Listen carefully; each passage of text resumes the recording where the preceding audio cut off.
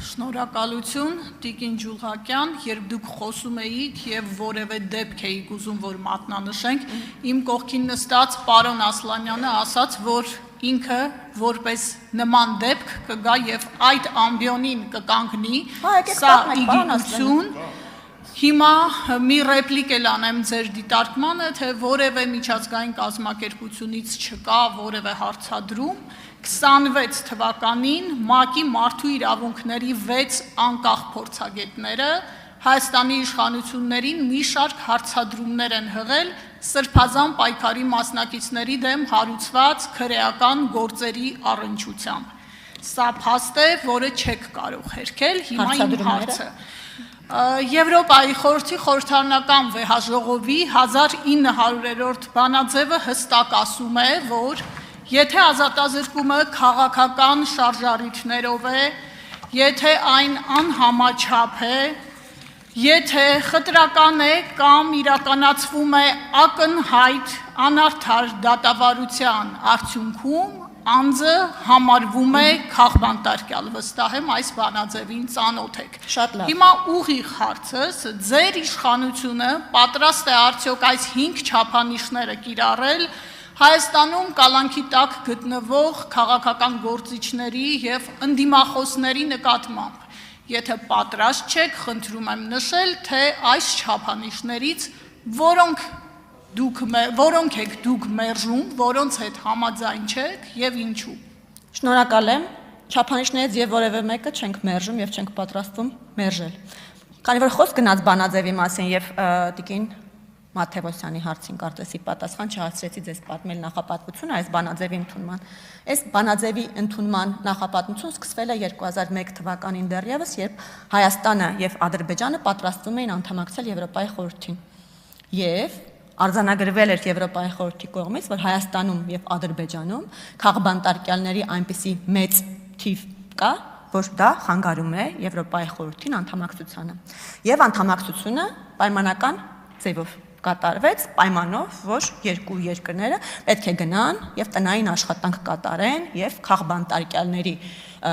թիվը, եթե չզերոյացնեն, առնվազն մինիմալի հասցնեն։ Հետագայում կարող բազմաթիվ զեկույցներ կան, թե ինչ եղավ, ոնց եղավ, այնտեղ Հայաստանում այդ հարցով պրոգրեսը ավելի լավ գնահատվեց, Ադրբեջանում բնականաբար վատ, որովհետև այնտեղ պրոգրես առանձնապես չկար, բայց դա տեղի ունեցավ։ 2012 թվականին սա վերածվեց բանաձևի, այսինքն եթե միջև այդ կային քննարկումներ, ուսումնասիրություններ եւ այլն, 2012 թվականին վերածվեց բանաձևի սա եւ ինչու դա տեղի ունեցավ, որովհետեւ հետ մարտի 1-յան շրջանում, երբ բանտերը լցված էին քաղաքական բանտարկյալներով եւ այն ժամանակվա ընդդիմությունը, Հայազգային կոնգրեսը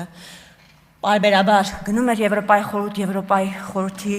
մարդու իրավունքների գլխավոր հանձնակատարը պարբերաբար գալիս էր Հայաստան, բարձրաձայնում էր քաղբանտարկյալների առկայության մասին եւ այլն, որոշվեց այդուհանդերձ ինչ-որ մի ֆորմուլա մտածել, որ դեպքում կարող է մարդը համարվել քաղբանտարկյալ, իսկ որ դեպքում չի կարող, որովհետեւ պարզ է, որ ամեն անգամ, երբ անձը դատապարտվում է, ընդ որում պարոն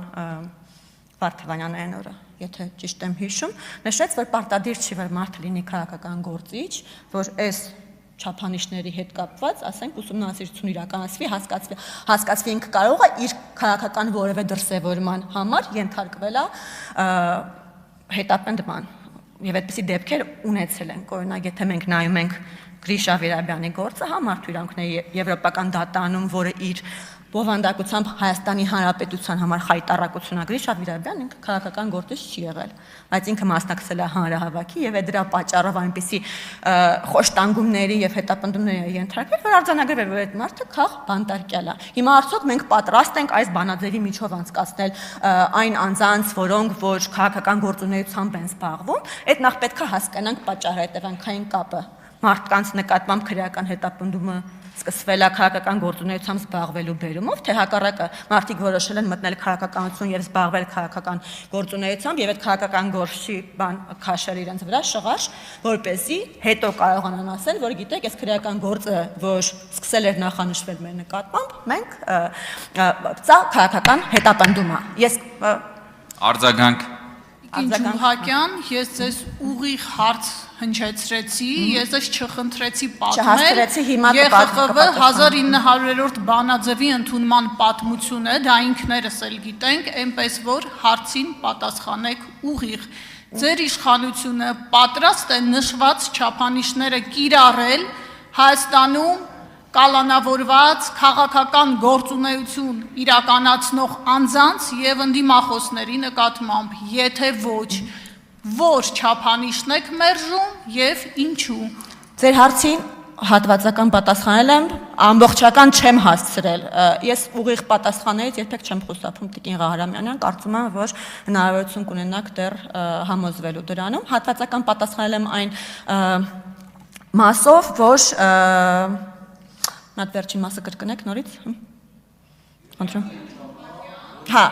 Մեկ խոսափողը։ Շնորհակալ եմ Տիկին Ջուլհակյան, նշված 5 չափանիշները։ Մասամբ պատասխանել, հիշեցիք ներողություն խնդրում, մասամբ պատասխանել այն առումով, որ ասացի, որ 5 չափանիշներից եւ որևէ մեկից չենք պատրաստում հրաժարվել, մանավանդ որ մեր ձեռքը չի հրաժարվել։ Սա ԵԽԽՎ բանաձև է, մենք Եվրոպայի խորհրդի անդամ պետություն ենք եւ փորձում ենք Եվրոպայի խորհրդի անդամին ներկայացվող պահանջներին բավարարել, այնքանով որքանով որ դա հնարավոր է այս պահին գործող ժողովրդավարական ինստիտուտների կարողությունների շրջանակներում պատրաստ ենք, բայց ոչ միայն քաղաքական գործիչների։ Ես կառաջարկեմ ձեզ առհասարակ բոլոր անձանց, որոնք կալանավորված են, այս չափանիշով անցկացնել եւ հասկանանք օրինակ անձը, որ կալանավորված է եւ որևէ քաղաքական գործունեություն չի իրականացնում, իր մասին հանրային ոչ միայն լայն շերտերը չգիտենալ, գուցե մենակ իր ընտանիքը գիտի, իր նկատմամբ այս պահին կիրառվող խափանման միջոցը, իր նկատմամբ կիրառվող պատիժը որքանով է համաչափ մեր պատկերացումների շրջանակներում եւ որքանով է դա համադրելի օրինակ ձեր կողմից ասած պայմանական քաղաքական գործունեություն իրականացնող մարդու խափանման միջոցի եւ այլնի հետ։ Օրինակ մենք կարող է այս ուսումնասիրության արդյունքում բացահայտենք, որ մի քաղաքացի, որը որևէ մեկին հայտնի չի իր քաղաքական գործունեության բերումով, ավելի խիստ պատիժ է կրում կամ ավելի ծանր խափանման, ավելի խիստ խափանման միջոցի տակ է հիմա, քան նույն քաղաքական գործունեություն իրականացնող անձը։ Ես ձեզ վստահեցնում եմ, որ կարող ենք։ Դավիթ Ղազինյան, Տիկին Ղահարամանյան, ավարտվել է ձեր հարց ու պատասխանը, համեցեք պարոն Ղազինյան։ Բոլոր մարդկանց, ոչ ընդդիմախոսների։ Տիկին Ջուլհակյան, հիմա պարոն Ես կանանց իրավունքները հարգում եմ, չեմ միջամտում, համեցեք, պետք է հարգել կանոնակարգ օրենքը, ձեր Շնորհակալություն։ Տիկին Ջուլհակյան, ձեր ֆրակցիայի ներկայացուցիչները, նաև ազգային ժողովի փոխնախագահ եւ եւս 1-2 ներկայացուցիչ, երբ որ քննարկվում էր Պարոն Վարդևանյանի կողմից ասած այն հստակ տարբերակը, որ 135 ձայնի պատճառով այստեղ մի ֆրակցիա նստած չի։ Հիմա խնդիրը այլ է։ Մենք համոզված ենք, որ դա այդպես է, կարծում եմ նաև մեր հայրենակիցների մեծ մասն են համոզված, որ դա այդպես է, բայց ես այլ հարց եմ ուզում քննարկեմ։ Հիմա ձեր կուսակիցները, ձեր ֆրակցիայի ներկայացուցիչները գալիս են այստեղ, ասում են, ինչի եք վերցրել Բարգավաճ Հայաստանի այդ մի մանդատը մեզ եւ Հայաստան դաշինքին։ Նախ ասեմ, որ այդ մի մանդատը մեզ ոչ մի բան չէր տալիս եւ չէր էլ տալու, այստեղ իրավական առումով ինձ թույլ չեն տա ստել մեր պրակտիկ փաստաբանները, այստեղ նաեւ շահագրգռվածության եւ շահի խնդիրը կա, ում էր ձեռ տալիս։ Ակնհայտ է, որ ձեզ էր ձեռ տալիս, որովհետեւ 2-3-5-րդ չէիք ունենում այլ պարագայում։ Հիմա հարցս հետևյալն է, դուք որպես պետաիրավական հանձնաժողովի նախագահի թեկնածու կարող եք հստակ ասել այն մեխանիզմը, որով օրինակ ընդդիմադիր ուժեղ Հայաստան կուսակցություն դաշինքը, ֆրակցիան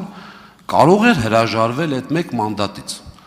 Ես ասեմ, երկու տարբերակ կա ստեղ, 3-րդ, 4-րդ ոչ մեկ չգա ասի։ Կամ իրավական մեխանիզմը կար, մենք պատրաստ էինք դրան, այժմ էլ պատրաստ ենք, այդ թվում նաև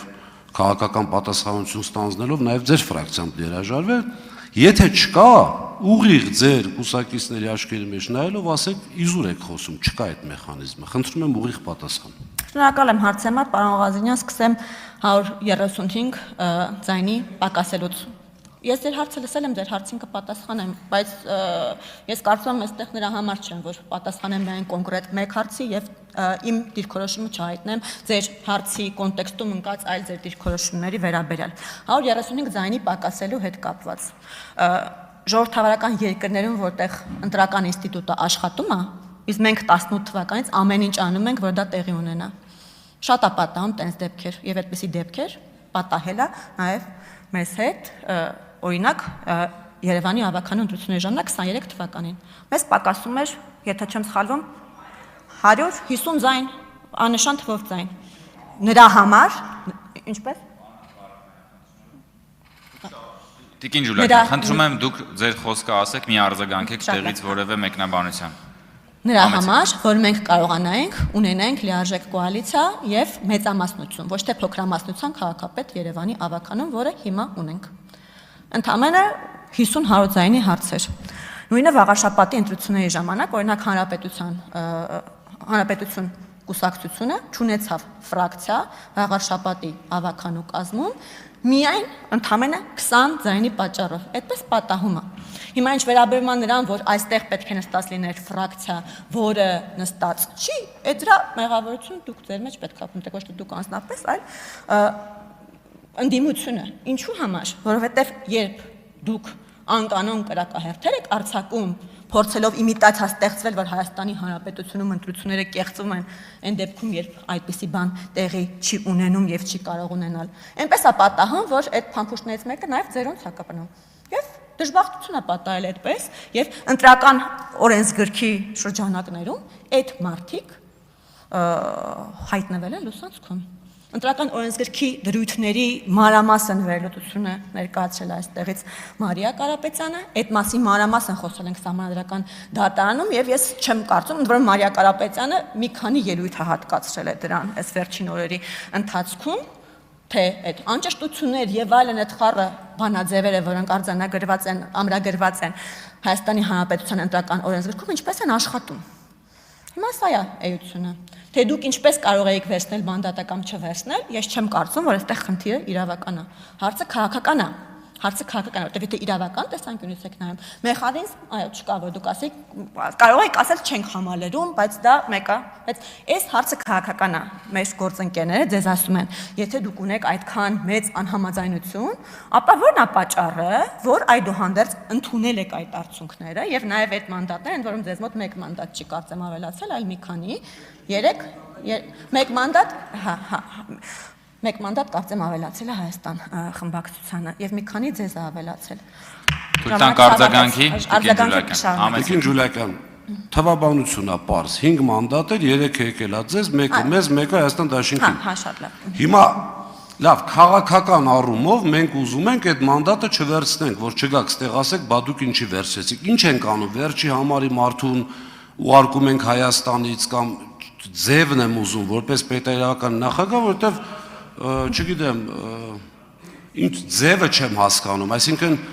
աթոռն ենք դադարք թողում, այդ մարդը չի գալի, որովհետև ձեր մանդատ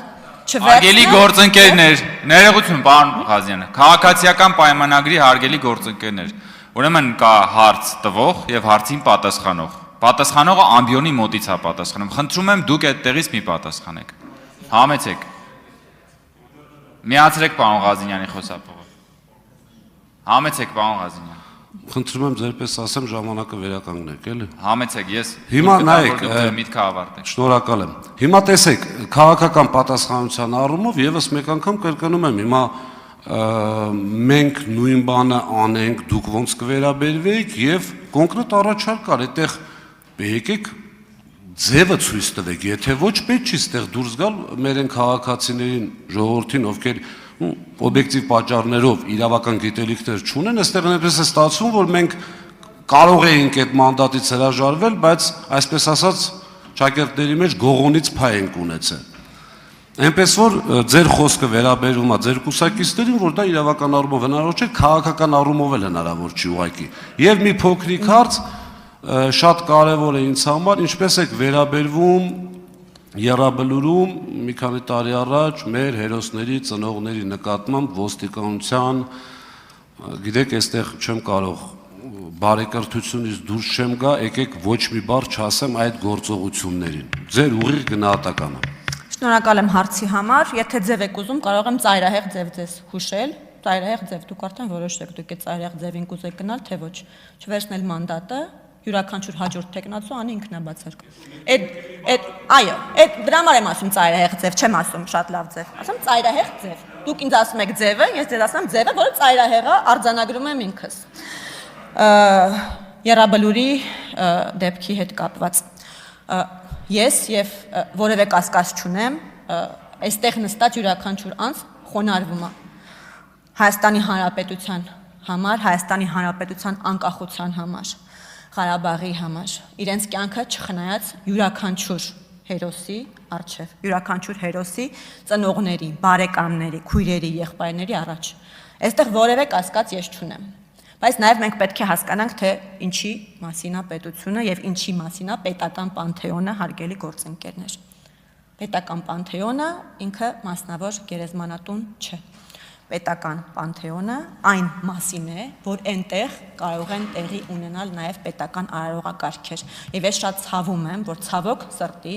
մեր հերոսների ծնողները ժամանակ առ ժամանակ գործիքայնացվում են մեր ընդդիմադիր մի շարք գործընկերների կողմից եւ փորձ է կատարվում վերջիններիս կողմից խոչընդոտել պետական արարողակարգերը։ Որևէ մեկի սեփականություն չի կարող լինել եռաբլուրը բոլորիս ցավն է եւ չի կարող որևէ մեկը անկախ նրանից նա զոհվածի ծնող է թե ոչ ամենայն հարգանքով նորից եմ ասում եւ խոնարհումով նրանց նկատմամբ խոչընդոտի այդ գերեզմանատանը կատարվող արարողակարգը եւ հարգանքի տուրքը, որը մատուցվում է։ Արեգա Հովսեփյան